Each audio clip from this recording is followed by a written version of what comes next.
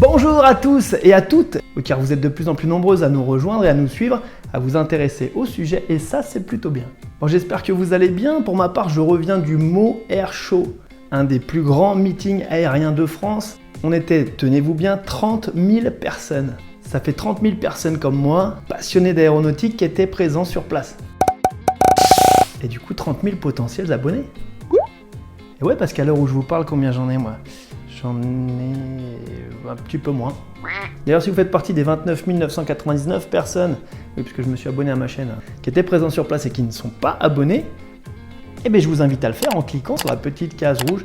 Et n'oubliez pas de cliquer également sur la petite cloche qui vous permettra d'être averti dès que je sors une nouvelle vidéo. Ouais, du coup, on est là pourquoi nous?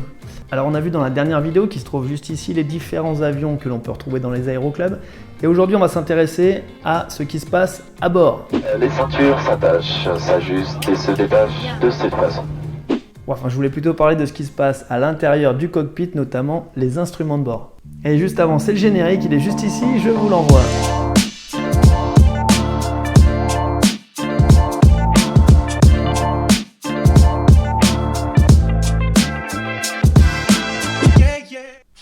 Et salut les pilotes, c'est Vincent de Aérolap. Alors c'est vrai qu'on l'entend très souvent, mais qu'est-ce que c'est que tous ces boutons? À quoi ça peut bien servir? Rassurez-vous, nous on n'est pas dans un Boeing, donc on en a quand même nettement moins. Et on va monter à bord du Robin DR400. Si vous me suivez régulièrement sur la chaîne, vous savez que c'est un avion que j'affectionne particulièrement. Je vais vous expliquer l'ensemble des affichages, des commandes et des instruments qu'on retrouve dans cet avion.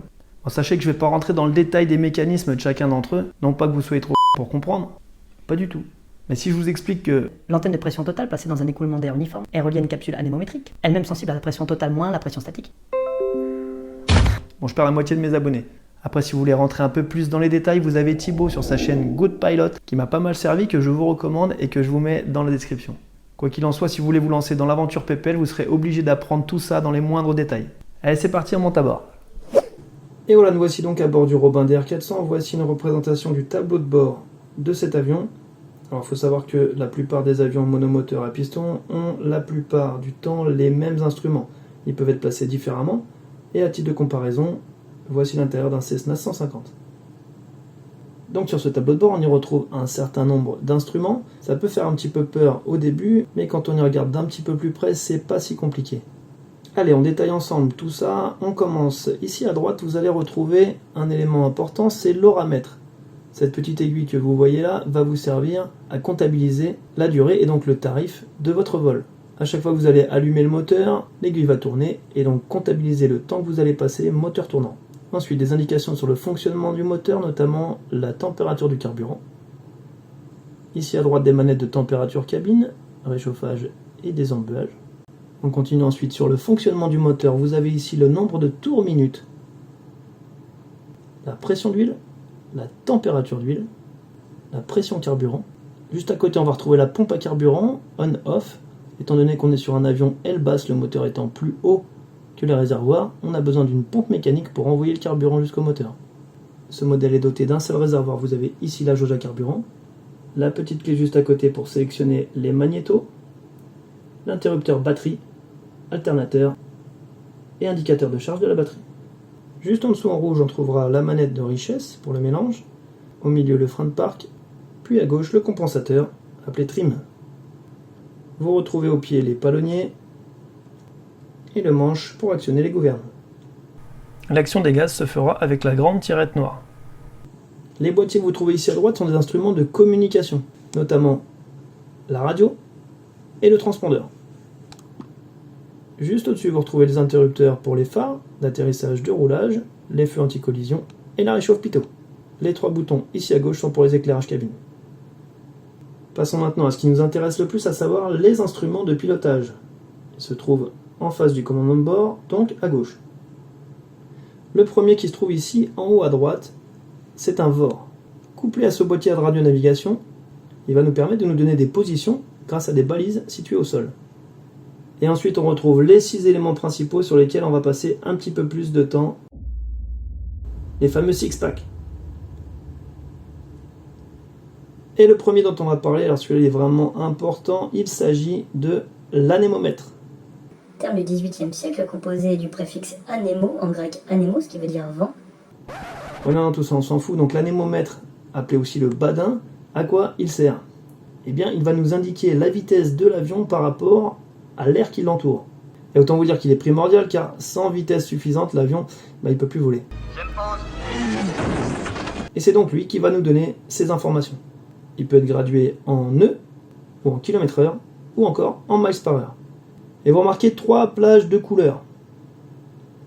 La première à gauche, la plage blanche, c'est le domaine de vol que l'on peut utiliser avec les volets sortis.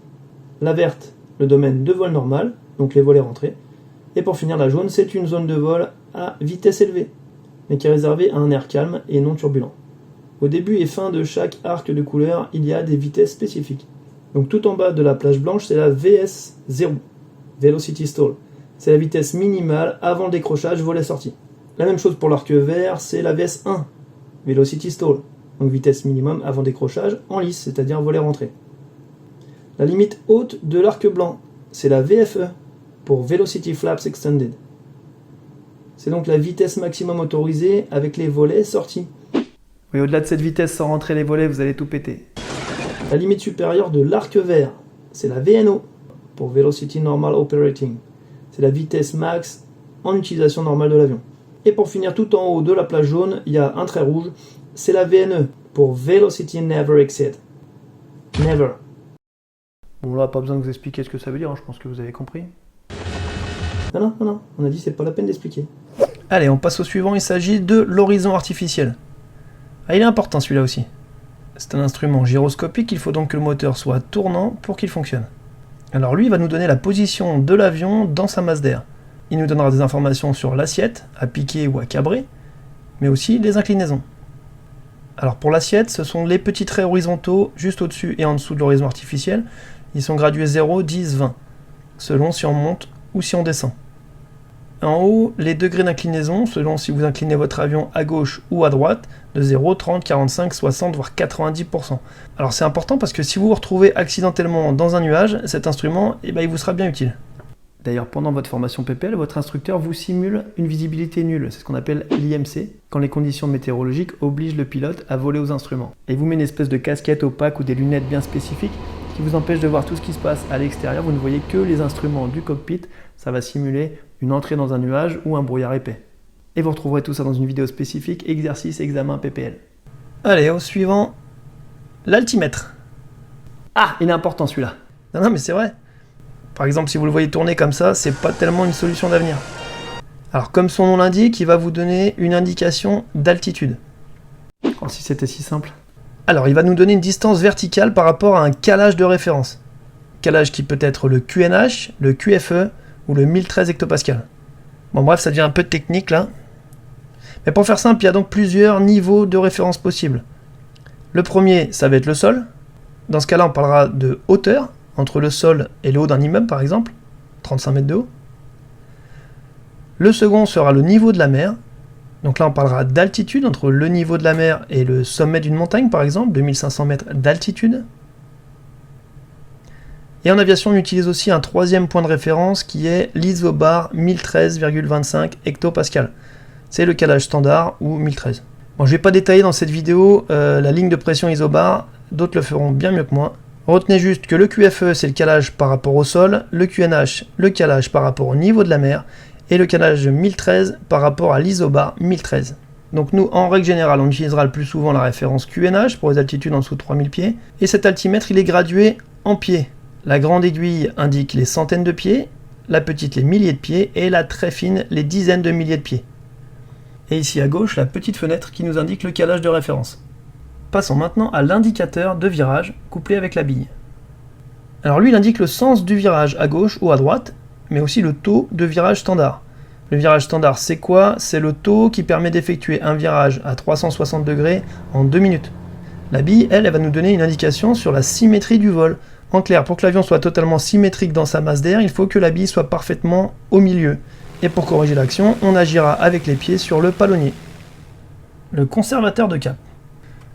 Alors lui, il nous sert à tenir un cap choisi. La représentation de l'avion est fixe, et le cap façonné de l'avion est le cap suivi. Alors attention, on parle de cap et non de route. Il ne tiendra pas compte de la dérive, qui est due à l'action du vent. Ça, on en reparlera plus tard. Les caps sont placés de 5 en 5 et gradués en dizaines de degrés. Le 6 sera le cap 0,60, le 15 le cap 150, le cap ouest par exemple ce sera le cap 270. Et le 6e de nos instruments de base, le variomètre. Lui sert à nous indiquer la vitesse verticale de l'avion en pieds par minute. En clair, si je tire sur le manche de l'avion, l'avion monte, le vario monte. Si je pousse, l'avion descend et le vario descend. Je monte, il monte, je descends, il descend, je descends, il descend, je monte, il monte, enfin, bref, vous avez compris.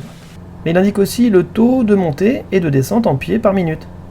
Très intéressant pour les phases de décollage et d'atterrissage.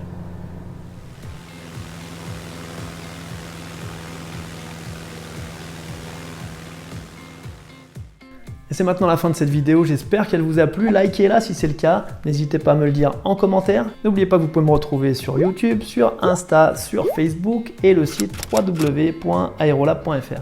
Vous avez également la possibilité de soutenir la chaîne sur le site Tipeee, je vous le mets en description. Merci d'avoir regardé cette vidéo jusqu'au bout, c'était Vincent sur Aerolab, je vous dis à très bientôt, bon vol à tous.